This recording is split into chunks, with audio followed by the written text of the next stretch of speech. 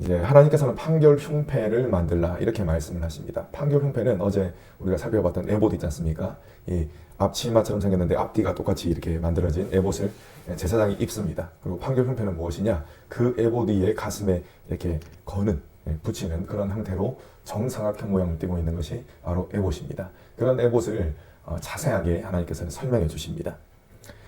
이 판결 흉패는 제사장에 있는 이 방금 제가 말씀드렸죠. 에봇 위에 이 어깨 받침을 이렇게 만들어가지고 걸어두는 형태로 이렇게 만들으라고 말씀을 하셨습니다.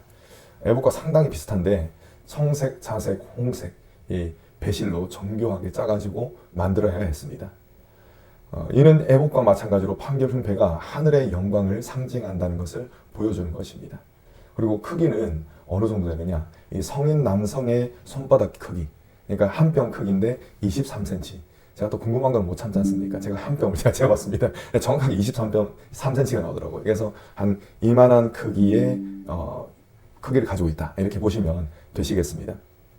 그리고 두 겹으로 만들어야 된다. 이렇게 이야기를 하십니다. 여러분 두 겹으로 만들어야 한다는 것은 이게 두 겹을 이렇게 붙이는 거지 않습니까? 그래서 이 주머니 형태로 만든다라는 것. 요런 식으로 붙이는 거거든요. 이렇게 만들어가지고 주머니 형태로 만들어야 된다. 이런 것을 또 하나님께서는 말씀해 주셨습니다. 그리고 주머니 형태로 만들어가지고 그 안에 무엇을 넣어두냐? 우림과 둠밈이라는 이런 이제 이름을 하는 보석. 그러니까 그 자체가 우림과 둠밈이 아니라 보석이 두 개가 있습니다. 근데 그것을 하나는 우림이라고 칭하고 하나는 둠밈이라고 칭한다. 그 보석을 이 판결 흉패 주머니에 넣었다. 이렇게 하는 것입니다. 그리고 판결 흉패 표면에는 보석을 4줄로 붙였습니다. 이 보석들은 한 줄에 3개씩 붙였는데 첫째 줄에는 홍보석, 황옥, 녹조, 그리고 둘째 줄에는 성류석, 남보석, 홍만호, 셋째 줄에는 호박, 백만호, 자수정, 넷째 줄에는 녹보석, 호만호, 묘곡을 붙였습니다. 그리고 이 보석은 전부 금태에 물렸습니다. 그러니까 보석을 붙이고 그 테두리가 다 금태다. 이렇게 보시면 되겠습니다. 이렇게 판결 흉패에 붙인 12개의 보석은 이스라엘 12지파를 상징을 했습니다. 이스라엘 12지파를 또 상징하고 그 보석마다 이 이스라엘 지파의 이름을 하나하나씩 새겨넣습니다. 이것은 어제 말씀드렸던 이제 에봇 어깨에 붙이는 그 호마노에도 이름을 새겼다고 했지 않습니까? 이렇게 새기는 것과 똑같은 방식으로 이 각각의 보석에도 이스라엘 지파의 이름을 새겨 넣었다는 것입니다. 자, 하늘의 영광을 상징하는 이런 재료로 만들어진 판결 흉패. 이 흉패에 이스라엘 12지파 이름이 새겨진 각각의 보석을 3개씩 4줄, 그러니까 총 12개를 다 이렇게 달았다는 것이죠. 자, 이것은 영광스러우신 하나님이 가슴에 이스라엘 지파를 품어주신다라는 것을 또 의미하는 것입니다. 그리고 가슴에 품어주시고 하나님께서 그 모든 이스라엘 지파를 지켜주신다는 것을 상징하는 것입니다. 그리고 이스라엘 12지파는 어떤 존재냐? 하나님의 영광을 이 땅에 드러내는 존재가 바로 이스라엘 12지파다라는 것을 또 알려주시는 것입니다. 하나님께서는 예수 그리스도를 믿는 믿음을 통해서 하나님의 백성들을 세우셨습니다. 그렇기 때문에 성도들이 곧 참된 이스라엘이다. 이렇게 말할 수가 있는 것입니다. 성도들은 하나님께 영광을 돌리는 존재가 되었고 또 하나님께서는 성도들을 영화롭게 하시는 것입니다. 이 모든 것이 예수 그리스도를 통해서 일어난 것이죠. 제사장의 복장 중에서 가장 눈에 띄는 것이 판결 흉패입니다. 왜냐하면 가장 바깥에 이렇게 드러나 있기 때문에 그렇고 또 아주 화려하기 때문에 그렇습니다. 대제사장이 판결 흉패를 가슴에 달고 있었다는 것은 그를 통해서 이스라엘에 대한 하나님의 통치가 실현된다는 것을 뜻합니다. 또한 하나님이 이스라엘을 다스리시는 분이라는 사실을 선언하는 것이죠. 겉으로 완전히 드러나지 않습니까? 이 흉패는 대제사장이 성소에 들어갈 때에는 반드시 그 가슴에 붙여야 했습니다. 제가 설교 앞부분에서 이 판결 흉패에 들어가는 것 2가지를 제가 말씀을 드렸죠. 우림과 둠밈이 들어간다라고 했는데 이 우림은 빛을 상징합니다. 빛을 상징하는 우림을 넣고 둠밈은 완전함이라는 그런 뜻을 가지고 있습니다. 자, 이 2가지를 판결 흉패에 넣었다는 것입니다. 자, 이처럼 우림과 둠밈은 이스라엘이 하나님의 뜻에 의해서 통치받는다는 사실을 드러내는 것입니다. 자, 우림과 둠밈은 언제 사용되었냐면요.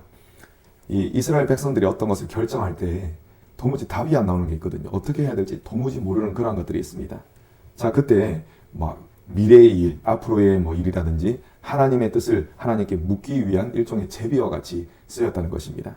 그래서 하나님이 역사의 주관자이시기 때문에 우림과 둠밈은 전적으로 하나님의 뜻을 묻는 그런 도구라고 보시면 되겠습니다. 그래서 하나님, 이 무엇이 하나님의 뜻입니까? 라고 해서 이 두 가지 중에 한 가지를 이제 뽑는 것이죠. 그러면은 두 가지니까 답이 나오죠. 하나는 예고, 하나는 아니요 라는 그런 뜻이 나옵니다. 이게 굉장히 중요하기 때문에 모세의 다음으로 지도자가 되는 여호수아에게도 하나님께서는 이렇게 말씀하셨습니다. 제사장 앞에 가서 우림과 둠밈을 통해서 하나님의 뜻을 깨닫고 백성들을 인도하라 라는 명령을 또 하나님께서 여호수아에게 하십니다.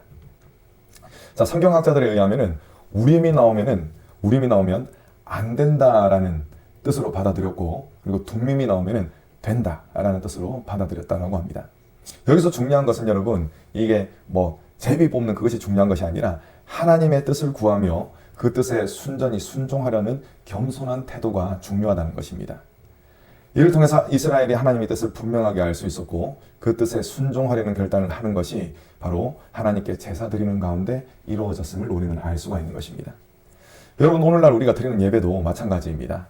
오늘날에는 무슨 우림과 둠밈을 예배 시간에 이렇게 뽑지 않지 않습니까? 그런 방식으로 하나님의 뜻을 구하지 않습니다. 우리가 살아가는 이 신약 시대에는, 구약 시대에는 달리 예수 그리스도로 말미암아 하나님의 계시가 완성이 되었습니다. 계시가 뭐라고 말씀드렸죠? 열어서 하나님이 보여주시는 것, 하나님의 뜻을 보여주시는 것, 그것을 계시라고 하는 것입니다. 성육신하신 예수님이 행하신 모든 사역과 말씀, 그리고 사도들의 증언들을 통해서 구원에 이르기에 충분한 그런 하나님의 계시가 이미 완성된 것입니다. 이러한 충분한 계시가 바로 무엇이냐? 하나님의 말씀입니다. 그렇기 때문에 성경이 이 삶의 기준이 되어야 하는 것입니다. 그리고 감리교의 고백을 보면은 이 성경이 우리의 충분한 표준이 된다, 충분한 기준이 된다라는 그런 또 선언이 있는 것입니다. 성도들은 하나님의 말씀과 말씀을 붙든 이 기도를 통해서 하나님의 뜻을 깨달을 수가 있습니다. 하나님의 뜻을 깨닫게 되면은 자신의 고집을 버리고 하나님의 뜻에 순종해야 합니다. 순종하기 어려우면 여러분, 자신의 이 고집을 진짜 꺾어야 됩니다. 복종이라고 하죠. 복종을 해야 하는데, 그래도 기왕이면 다홍치마다 이런 말 있지 않습니까? 기왕이면은 기꺼이 순종하는 사람이 더욱 복되다는 것입니다.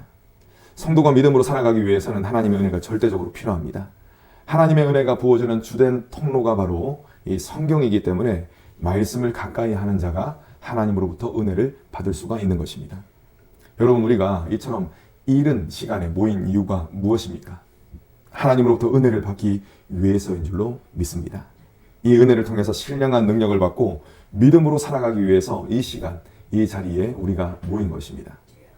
지금 이 시간 함께하고 있는 우리 모두의 이름을 하나님께서는 가슴에 품고 계십니다. 가슴에 품고 계신다는 것은 우리를 항상 기억하신다는 것이고, 우리를 위해서 하나님께서 오늘도 일하신다는 것입니다. 하나님께서는 하나님의 말씀과 기도라는 너무나 좋은 은혜의 수단을 우리에게 허락해 주셨습니다. 이 선한 도구를 사용하셔서 하나님의 뜻을 분별하시고 또 하나님의 뜻에 기쁘게 순종하시는 그런 저 여러분 되시기를 간절히 축원합니다.